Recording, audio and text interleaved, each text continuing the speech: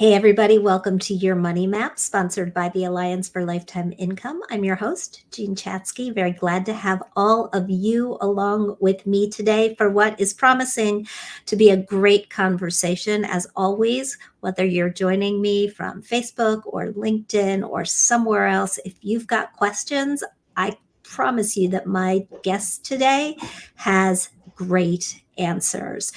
We know that for many baby boomers entering the peak 65 zone, it comes with a lot of uncertainty and a lot of what ifs. You've done your best to save for life's next chapter, but how can you make your money last? And what if you outlive your retirement savings? And perhaps the biggest of them all, what if you got a late start and you feel like you haven't saved enough? Ann Lester is the former head of retirement solutions for JP Morgan Asset Management Solution Group. She's an education fellow with the Alliance for Lifetime Income's Retirement Income Institute. And most importantly, she has been there.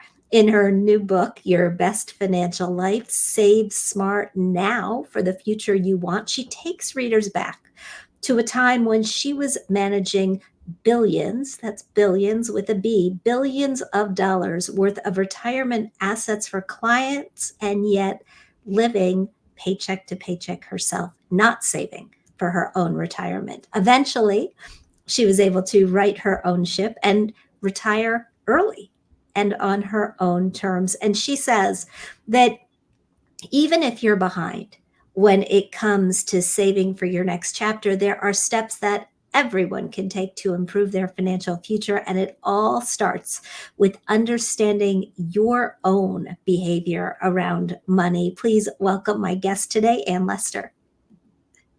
Jean, thank you so much for having me. Thank you so much for being here.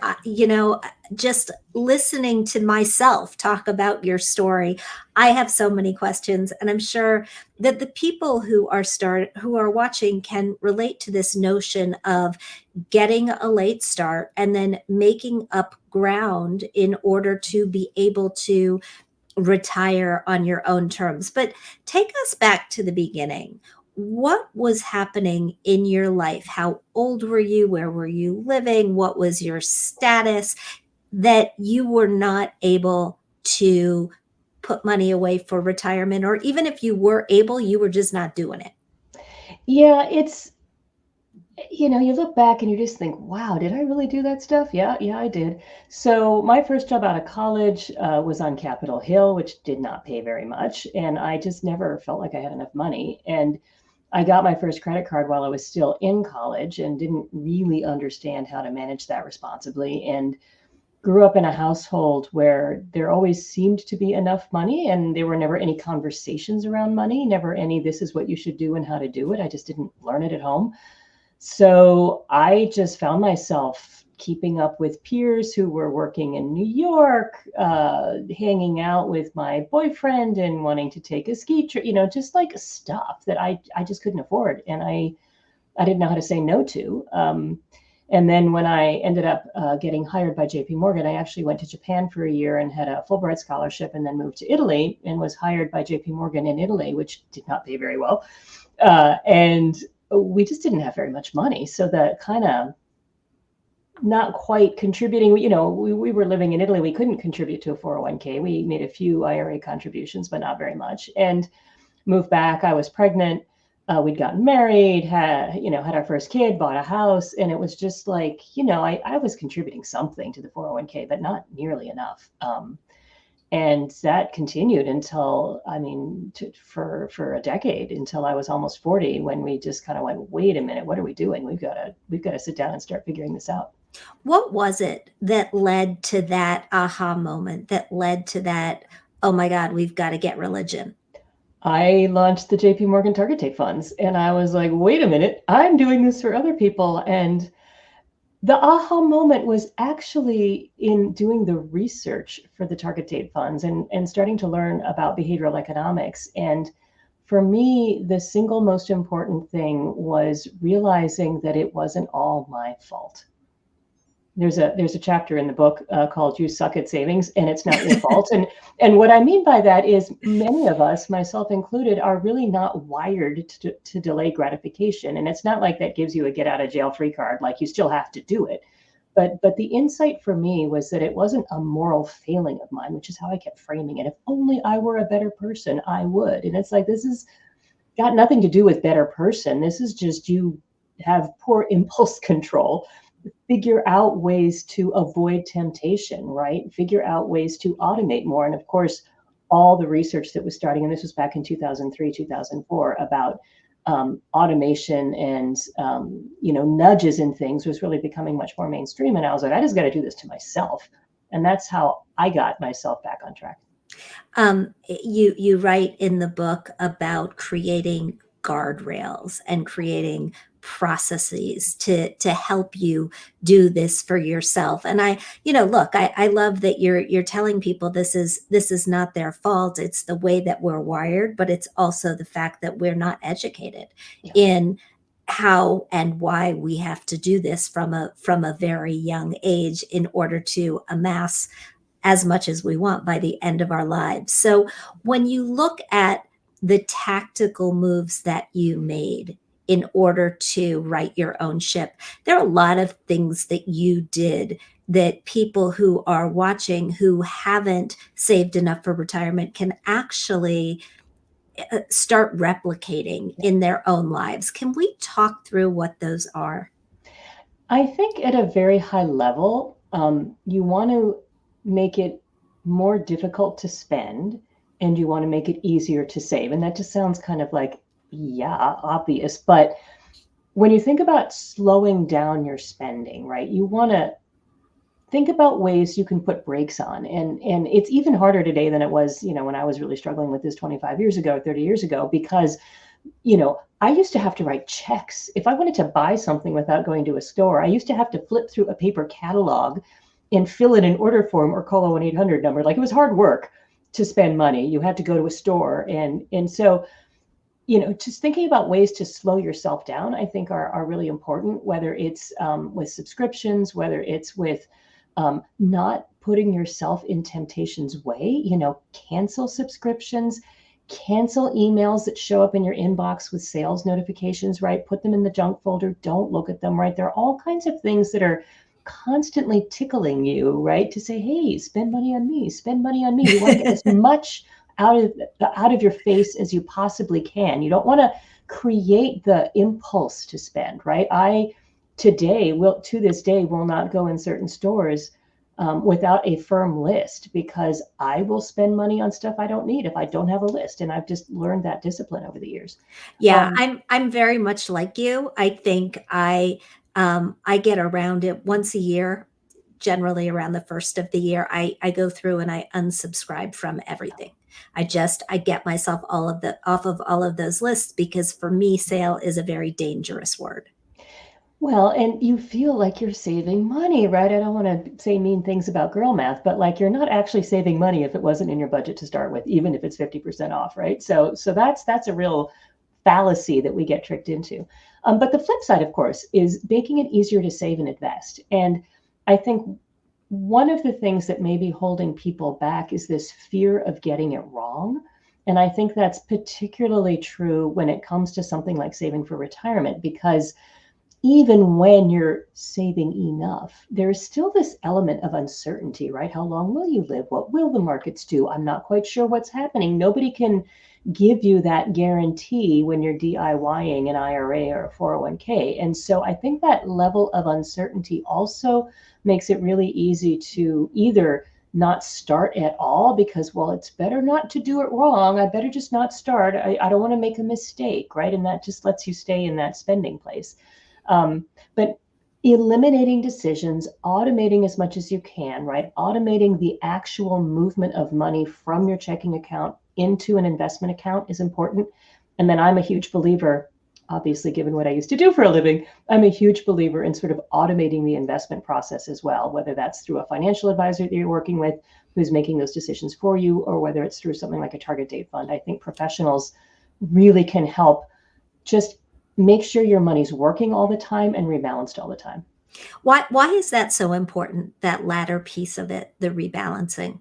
So just imagine what we, not imagine, remember what we've been through over the past sort of 15 years with, some moments where the market has gone down in a month, a day, for a year and a half, right? If we go back to 2007, 2008, 2009, right? These wild swings in the market. And it's very natural to either want to sell when the market's going down because you don't want to lose things. That's another behavioral bias we all have. Or be too afraid to start investing or adding to your investments when the market's down. I don't want to buy now, it might go lower. And what you're not doing is, the way you make money investing is buying low and selling high. And that is the opposite of what your brain wants to do when the markets are going down. When the markets are going down, you want to you sell low. And then when it feels safe and it's better, you go, oh, it's going up again, let me buy back. Okay, you've just lost money. And so that's another way people set themselves up for failure. They get caught in that, sell in a panic, and then it's too scary to get back in. And I think there's still people who sold at the bottom in 2008 who are still feeling very mistrustful, and they've lost out on, they would have doubled their money, more than doubled their money, I think. Yeah, So yeah, absolutely.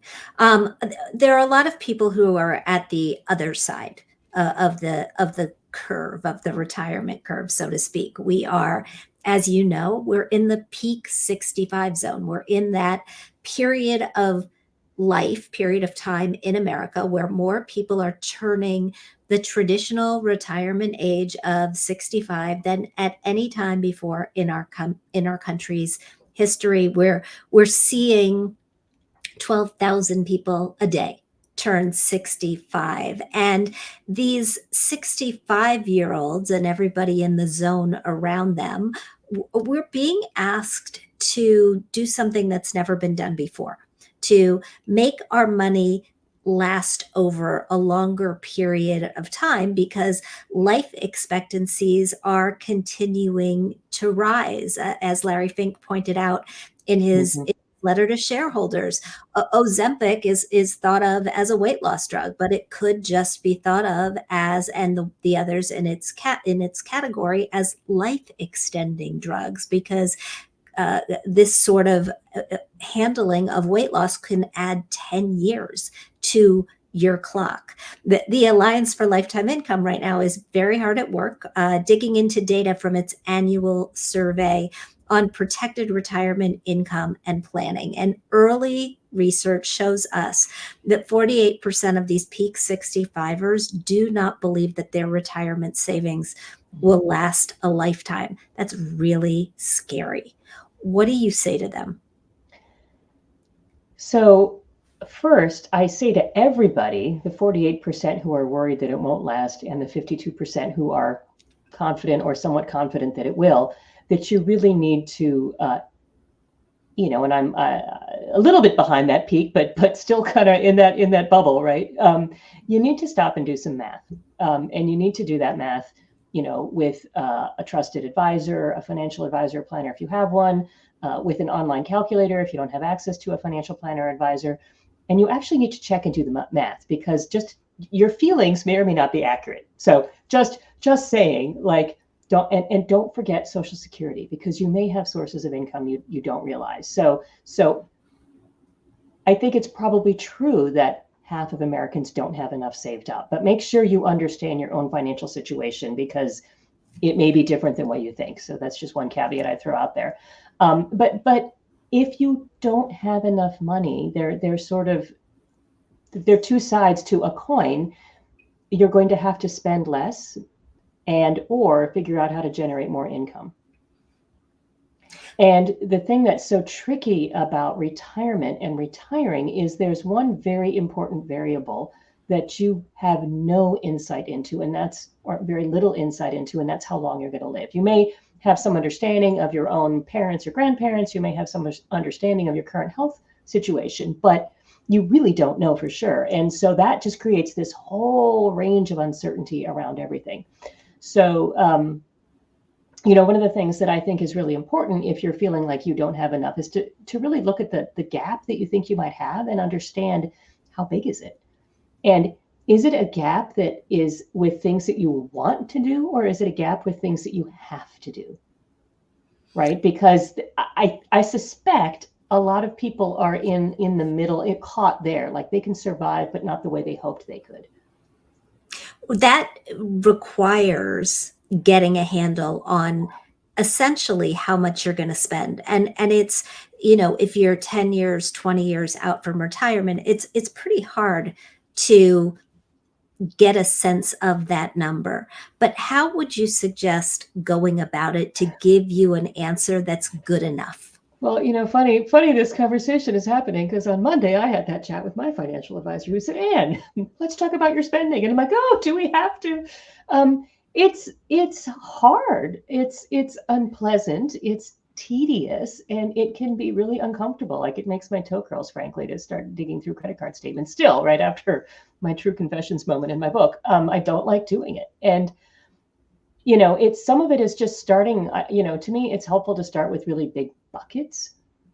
How much is housing costing? You need to live somewhere. How much are any necessary debts? We still have a little bit left on our mortgage, right? We're debating, do we want to finish paying it off or not? Property taxes, insurance, right? Those are things that you have to pay. And then, cars, right? Any kind of obligations. And then I think you get into a range of, again, thinking about needs, wants, and desires, or however you frame that, right? You have to eat. Do you do your grocery shopping at a very, very bare bones discount supermarket, or are you going to Whole Foods, right? Are you going out to eat at all, right? You really do have a range of expenditures. And I think one of the things that I'm doing, again, for myself, my husband and I do this periodically, I'd say, maybe not every year, is really ask ourselves, where are we spending money that is important to us? Whether it's trying to hang on to some charitable giving, whether it's, we do like to travel. Well, we can do that a lot more frugally than we used to when I was, a senior executive at JP Morgan. We don't need to fly in fancy airplanes. We don't need to stay in fancy hotels, right? There are plenty of ways to travel that cost significantly less. How much of this is lifestyle creep? Right? And where can you trim back without feeling like you're sacrificing and suffering? And I think those are, the earlier you can start having those conversations with yourself and your partner, maybe other people in your family, if that spending will impact them, the better. It's interesting the way that lifestyle creep, kicks in and takes over. And sometimes you're right. You have to ask yourself what's really necessary and what's not. And I'm always heartened by the studies of people in retirement that just show us that people are really happy, and they're happy even though they are not living on as much as they were living on when they were working. And so I think that's just something to keep in mind. Okay, so you've got a number. You come up with a number that you think you need to live on every month or every year.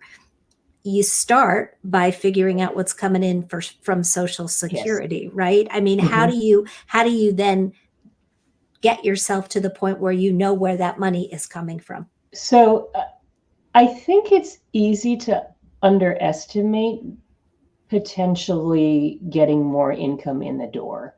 And by that, I mean, like, I retired, right? I'm still very active. I'm active in things that I'm not paid for. I'm active with things I do get paid for, right? Part of that strategy is I didn't save enough to live the lifestyle to which I'd become accustomed without working. And I serve on some corporate boards, and so it's like I've got streams of income that I've identified that I can use. So I guess question number one to ask people, right? Are there ways you can continue earning money? I think that's a great question to be asking yourself. But second, you've got Social Security. Let's say you're not going to be in a position to earn more money, and some people are in that position.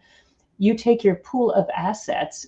I can go on at very, very boring lengths why I think the 4% rule for withdrawals is not something to rely on for retirement, but it's a really good way to get a rough understanding of how much income or how much you can sort of start guesstimating that your portfolio will support. And the 4% rule, for listeners who aren't aware of it, is you take your balance, let's say it's $100,000, and you say every year I can withdraw 4% of this. So you start with $4,000, and then every year I will give myself a raise for inflation. And the theory goes that it should last for 30 years or so if it's invested in sort of a 60-40 stock bond portfolio. That can go horribly wrong if the markets are bad. And it can also go horribly wrong if the markets are good and you've underspent. So it's not a great rule to follow, but it's kind of a good starting place where I've got X amount of money. How much is sort of a starting point to take? But I do think that a lot of people are still uncomfortable thinking about other ways of turning that portfolio into guaranteed income, which, the way I think about it is, I've got necessary expenses I need to pay to stay in our house, for instance. Right. I've got certain income coming in. How can I translate this pool of cash that may be support a withdrawal rate much higher than 4% if the markets are great, or may support a withdrawal rate that's much lower than 4% if the markets aren't great? And oh, by the way, what if I live 40 years and not 30 years? How is this all going to work out? That's where guaranteed income can really help play a very constructive role. And I said this ever since I started the target date business at JP Morgan 20 years ago now. People should really be building in an assumption that they should be annuitizing a portion of those assets to raise the floor of money they can count on having coming in. And that has to be part, to me, of a prudent financial process as you're looking at retirement. I'm certainly going to be doing that. I'm going to be doing it too. But I would like to know how much of your portfolio should you think about annuitizing, and how are you planning, how and when do you think you make the decision to actually do it? And once you've answered those questions, let's talk about why people are sometimes reluctant to do it. So the answer is it depends, which is not very helpful.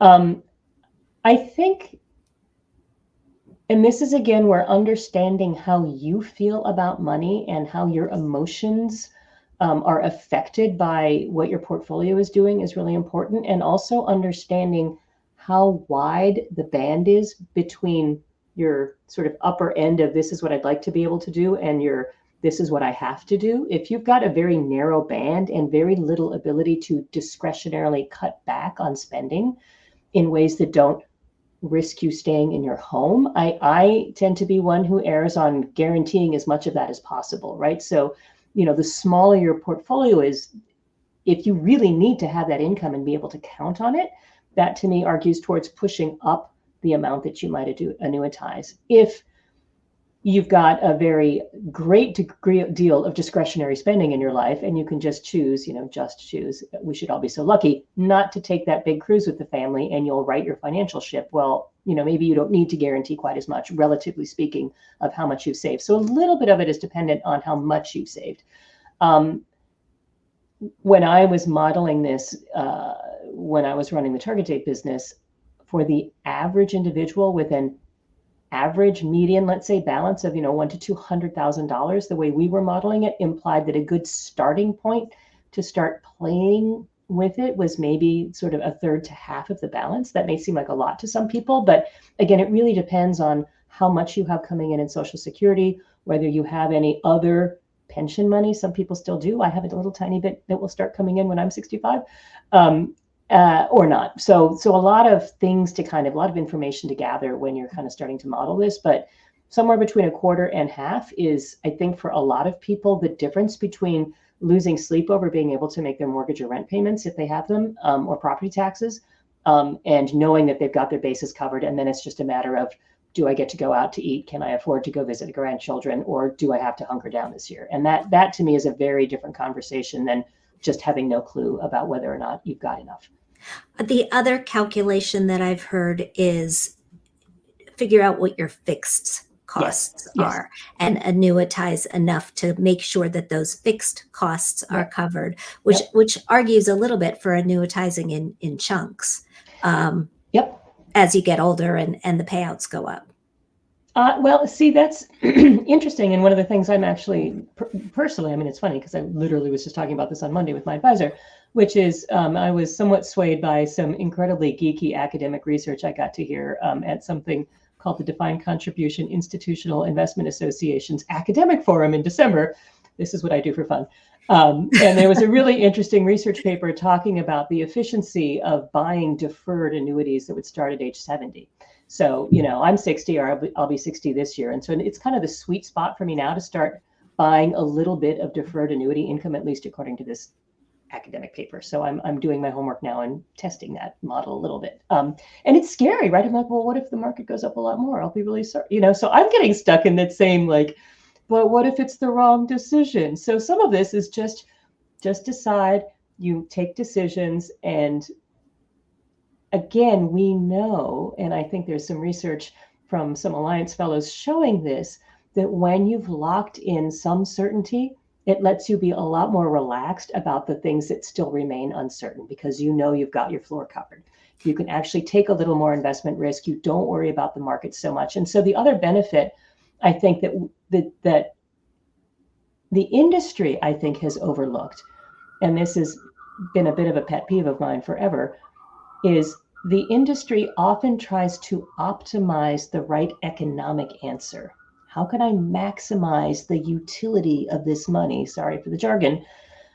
How can I be the most efficient in terms of getting something? But they forget people's feelings. Mm-hmm.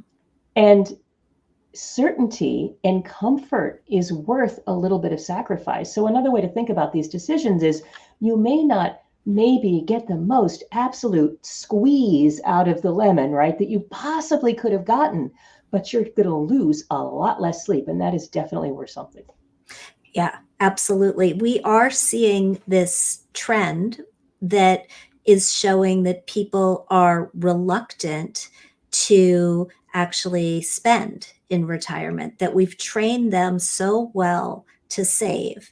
And personally, I was saying earlier today, I feel culpable in this, right? I spent my career as a journalist at Money Magazine and Smart Money Magazine and the Today Show telling people to max out their retirement, that you got to save, save, save, save, save. But maybe we hit people over the head too hard with that message, because it certainly looks like some people are reluctant to quote unquote spend that principal, or to use some of that principal to buy an annuity because they can't get the money back. Now, that doesn't describe all annuity products, because some annuity products are come with guaranteed principal recovery. You can get some of your principal back, but some don't.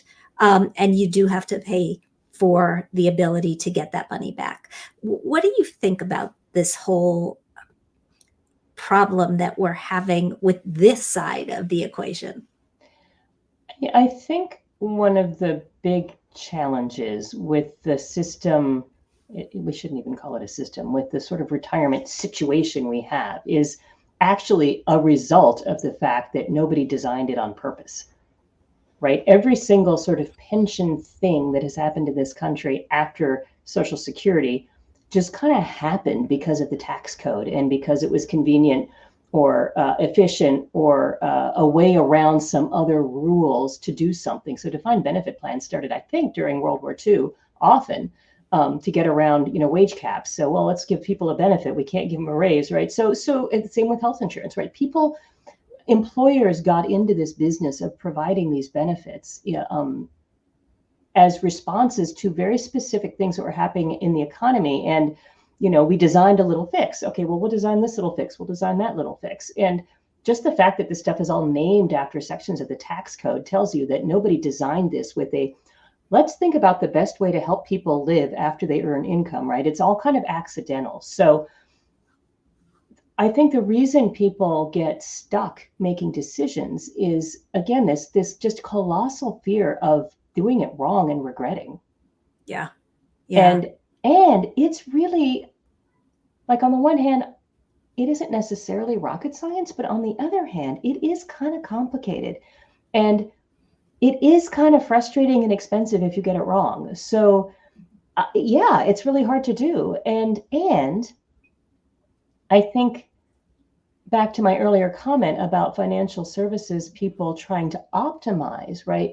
There is, I would argue, too much choice that we give people, and there are too many uncertainties around how to make that choice. So, well, if you're worried about not getting the money back, we can give you a surrender charge. Okay, well, that's good. That solves that problem. But then I've just made this thing more complicated and harder to understand, and you know, the fees go up. So you just keep building this sort of rubrics mess of complicated structures. And to me, I just keep defaulting to what is my path of least regret. Like, and that's how I make my own personal decisions, right? If this goes wrong, how bad will I feel? So if I annuitize a chunk of money because I think it's the right time to do it, and I want to annuitize because I have my great grandmother lived to be 106 and she was born in 1864, so like I got to worry about longevity. Yes. Um, if I annuitize and I could have earned more in the market because it went up, yeah, I might think, darn it, I could have spent a little more money. Oh well. If I don't annuitize and the market goes down and I can't spend that floor, I'm going to be really upset. Yeah. So for me, it's about thinking, what am I going to regret? Right? Am I going to regret losing a little bit of upside, or am I really going to regret like living in the downside? And I'm going to regret living in the downside. Right. It's the worst case scenario, and Yeah, you have to play it out. And in my mind, I think of it as insurance, which is essentially what it is, yeah, right? absolutely. Annuities are an insurance product, and we buy homeowners insurance, even though we hope that we will never have to use it, right? We buy auto insurance, even though we hope we will never have to use it.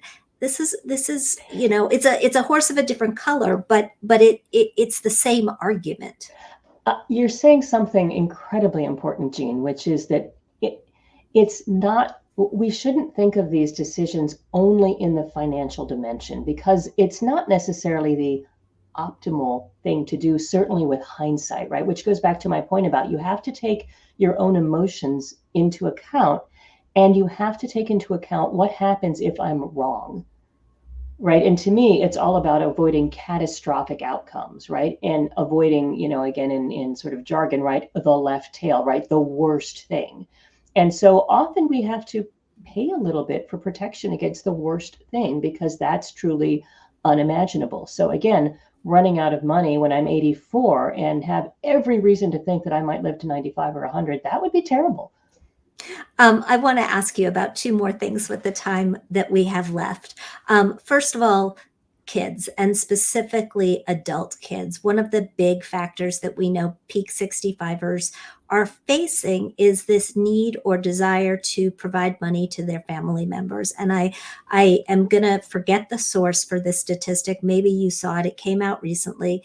It showed that people are providing more help to their adult flown children than they are in monetary terms than they are putting away for their own retirement each month. That was just shocking. If you are in the fortunate position to be looking at extra money, then I think that's a wonderful thing to be able to help children when they're young and really need the help. Um, I am extraordinarily concerned when I look at, I have friends who are making similar decisions, and you have got to put your own oxygen mask on first, because if you help your kids now maintain a lifestyle that they got used to living in your household when you were at your peak earnings, you are not doing them a favor. You're not doing yourself any good either, because if you haven't saved enough and you are helping them maintain a lifestyle that they cannot support, that party is going to end very badly for both of you when you can't afford to support them anymore. And you will need them to support you because you haven't saved enough. So I I'm going to sound like a brutal mother here, but we pretty much told our kids we were able to help them get through college with no student loans. And we were like, yep, you're on your own, guys. Like, we're done. They're still on the family cell phone plan. I will confess to that one thing, but they're done. And our older son is just gotten engaged and is getting married Oh, next year. And we said we'd give him $5,000. So it's like, yep, here's some money from us, kid. Good luck. Like, have the wedding you want, but we're not, I hope if they need some help with a house, I would feel a lot better about helping them out. But again, it's a finite, closed-ended, fixed sum of money. We've decided we can afford to give you this amount of money. It's not a ongoing, open-ended. That to me is really scary. Really I, scary.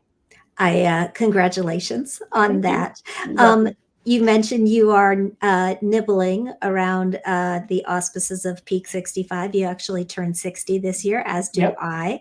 Um, what's your biggest hope for how Peak 65 will change the world as we know it? I really hope that we can once again redefine, and I think we already are, right? Redefining what it means to be old. Um, and I think that the ability to um, have time and hopefully the financial wherewithal to choose how we spend our time and what parts of the world we choose to engage with, whether it's our own families, whether it's travel, whether it's doing things that you and I are doing, which is being sort of engaged in our industry and trying to help continue to make it better. To me, are what is so wonderful about this, and I just think it's a real chance to continue to be engaged in the world and make it a better place in a way that our grandparents would not have recognized. Yeah, And I think that's fun. I think so too. For our listeners, where would you like them to go to learn more about you and more about your book, which is once again called Live Your Best Financial Life? I'd love people to come to my website, which is my name, annlester.com, and with an E. They can also follow me on social media. I am Save Smart WN on all the places, and you can find my book wherever books are sold. Fantastic. Thank you so much. And for more information on this conversation and the Alliance specifically, you can go to our website, which is protectedincome.org and protectedincome.org/Lester. And thanks so much. Great to see you. Oh, Jean, thank you so much. All right. Bye, everybody.